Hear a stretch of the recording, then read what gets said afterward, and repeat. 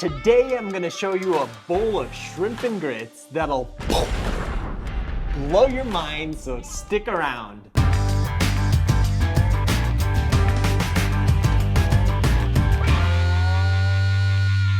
Welcome back to No Recipes. I'm Mark Matsumoto and I'm here to show you how to elevate your everyday meals. So smash that subscribe button and ring that bell so you don't miss out. Shrimp and grits is one of those home-cooked meals that can be slapped together in a few minutes.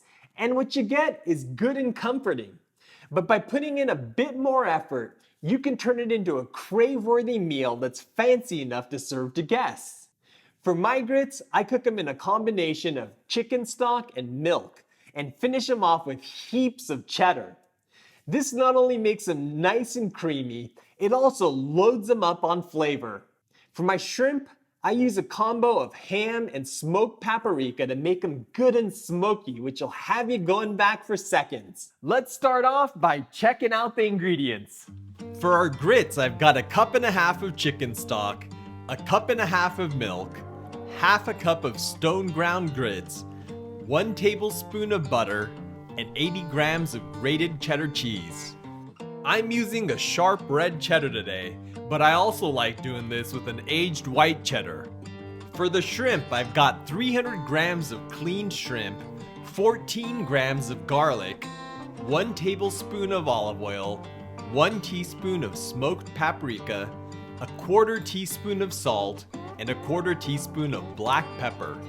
I'm also going to be using another tablespoon of olive oil, 90 grams of tasso ham or bacon, half a small onion, half a red bell pepper, and some flat leaf parsley and lemon to finish it off. First things first, if your shrimp isn't already peeled, go ahead and peel it. The best way to do this is to pull the legs over to one side, which should help you pull the shell loose. Then just peel away any remaining shell, and when you get to the tail, spread it out and give it a pinch between your thumb and forefinger. This will force out the bit of meat that's in the tail, and you should be able to pop it right off. Next, we need to devein the shrimp. Most people cut a slit down the backside of the shrimp, but I don't like how it loses its shape, so I'm gonna fish the vein out with a toothpick. To do this, just hold the shrimp so the backside faces up, and then insert the toothpick into the middle of the shrimp just to the right of center.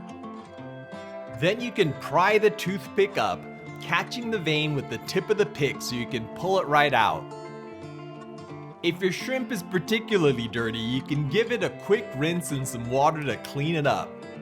This next step is optional, but I like to brine my shrimp in a solution of 2 cups of water with a half tablespoon of baking soda for about 30 minutes. This gives the shrimp a great snap when you bite into it. I haven't been able to find a satisfactory scientific explanation for this, but the difference in texture is night and day. If you know why, I'd love to hear from you in the comments down below. After brining them, give them a good rinse in cold water to get rid of any excess baking soda, and then dry them off with paper towels. For the garlic, I like to give it a good smash with the side of my knife, which makes it practically peel itself. Next, I'm gonna cut vertical slits in one direction, rotate the clove a 1/4 turn, and then cut vertical slits in it again. Then you can give it a 1/4 turn on its other axis and then mince it up. You can also use a garlic press if you have one. To marinate the shrimp, I'm gonna add the garlic, olive oil, smoked paprika, black pepper, and salt to a bowl and mix everything together. Then I'm gonna add the shrimp and make sure it's coated well with the marinade. Now you just wanna store this in the fridge until you're ready to use it. For the bell pepper, I'm gonna core it, removing any pale membranes and seeds. Then I'm gonna slice it into strips and turn those strips 90 degrees to chop the peppers up into a dice. For the onion, let's trim the ends off and then we're gonna peel it. Then you'll want to cut 2 shallow slits into both sides of the onion. Now we're gonna cut vertical slits from the top of the onion towards the bottom. Then you can turn the onion 90 degrees and get a nice fine dice. For the ham or bacon, I'm gonna chop it up into cubes. Anywhere from 1/3 to 1/2 inch should work. Our prep's done, so let's get started on the grits. The first thing I'm gonna do is add the chicken stock and milk to a pan over high heat and bring the mixture to a boil. Once it's at a rolling boil, add the grits and give it a good stir. It's the first minute or two after you add the grits that they have a tendency to form clumps, so you want to stir this until the mixture starts to thicken a bit. Now I'm gonna cover this with a lid, turn down the heat to low, and let it cook for about 10 minutes. Be sure to give it a stir every 3 minutes or so to keep it from burning.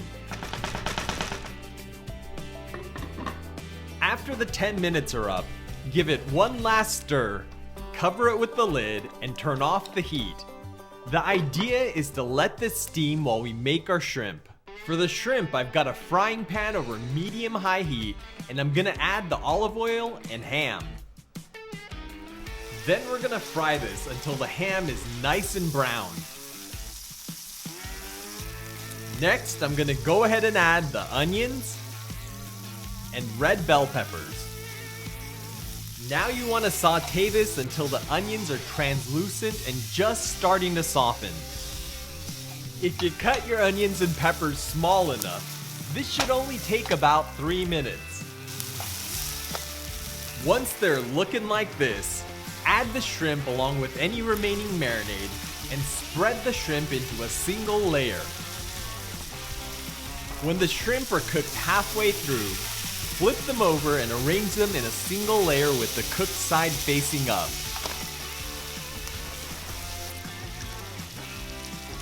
When the shrimp have cooked through and the onions have browned, they're good to go. To finish the grits off, turn the heat back on and add the grated cheddar a handful at a time. Be sure to stir the cheddar in completely before adding another handful. If you throw all the cheese in at once, the oils in the cheese can separate, which is why I usually do this in 3 additions. Once you've incorporated all the cheese, drop in the butter and melt it into the grits. I know some of you are getting triggered by all the fat, but this is an indulgence, and life's too short not to indulge sometimes. To plate this up, I'm gonna spoon some grits into a shallow bowl. Then I'm gonna top them off with the shrimp. Be sure to get some of that oil in the bottom of the pan on there because that's where the flavor's at. It may not look the prettiest, but one bite of those cheesy grits and the smoky shrimp, and I guarantee it'll put a smile on your face. To garnish, sprinkle on some chopped parsley and then give it a squeeze of lemon to finish it off. There's absolutely nothing fancy about this dish, but the contrast of flavors, textures, and tastes is off the charts good. The baking soda brine gives the shrimp a snap that's like biting into a good sausage, and the combination of the smoked paprika and ham infuse the oil with a meaty, smoky flavor. This percolates onto the cheesy grits underneath, which soaks up the flavor like a bone-dry sponge. I've eaten food from around the world, but this Southern classic is on my list of favorites, so I hope you'll give it a try. If you enjoyed this video, let me know you want to see more like it by giving this a big thumbs up and by sharing this with all your friends that love a good bowl of grits. As always, I want to thank my amazing patrons on Patreon who helped fund this video. If you're learning something new from my videos, I hope you'll consider clicking the link up here to join the No Recipes crew and help support our future videos. Well, I'm gonna go demolish this bowl of grits, but I'll catch you in the next one. Check us out on Instagram at No Recipes.